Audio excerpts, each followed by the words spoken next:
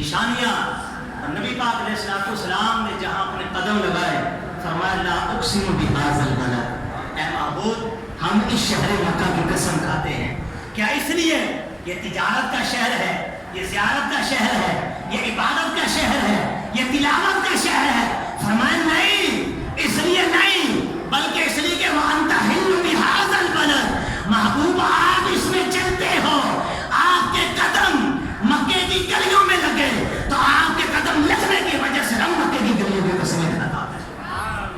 تو محبوبوں کے تو جہاں قدم لگے وہ اللہ کے ہاں نشانیاں بن جاتی ہیں.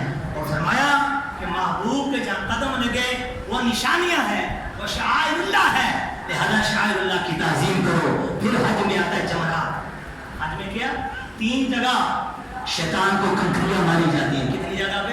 3 جگہ. جمرہ، اولا، وسطی، عقبہ. ہوا کیا کہ شیطان نے 3 بار آ کر اسماعیل علیہ السلام کو وسوسے ڈالنے کی کوشش کی. یہ تو محض خواب ہے، تم آگے نہ بڑھو، اپنے باپ کو روکو. ابراہیم علیہ السلام کے جن کے دل میں فقط رب ہی کی محبت تھی، رب ہی کی اتباع تھی، جبھی تو خلت کا تاج اللہ نے ابراہیم علیہ السلام کے سر پہ رکھا ہے. خلت کا جوڑا ان کو پہنایا. قربان جائیے، آپ نے 3 مقام پہ پتھر اٹھا کے شیطان کو مارے. اب یہ بھی حج میں ایک عبادت کا حصہ بن گیا. کہیں سبحان اللہ. جتنے ارکان آپ کو میں نے گنوائے، مجھے کوئی ایسی چیز بتاؤ جس میں محبوب کی اداؤں کا ذکر نہ ہو. یہ کیا ہو رہا ہے؟ یہ ادائے خلیل ہے، یہ ادائے حبیب ہے. ہم یہی ادا کرتے ہیں، اللہ اس کو حج کا نام دے دیتا ہے، اللہ اس کو حج کا نام دے دیتا ہے.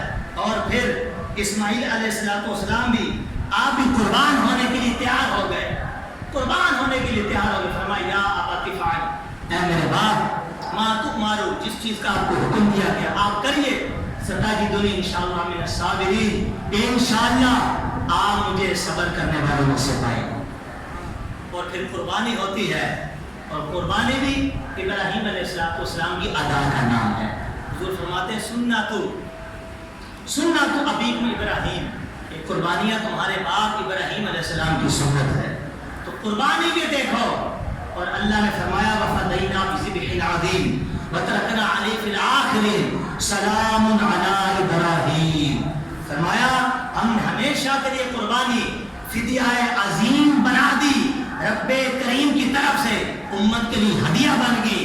یعنی محدثین نے لکھا اب قیامت تک کے لیے جو بھی صاحب نصاب شخص جس پہ قربانی واجب ہے وہ قربانی کرے گا، سنت مصطفیٰ بھی ادا ہوگی، سنت ابراہیمی بھی ہوگی، اور اس کو قربانی کا ثواب ملے گا، ساتھ ابراہیم علیہ السلام کو اس کا ثواب ملے گا.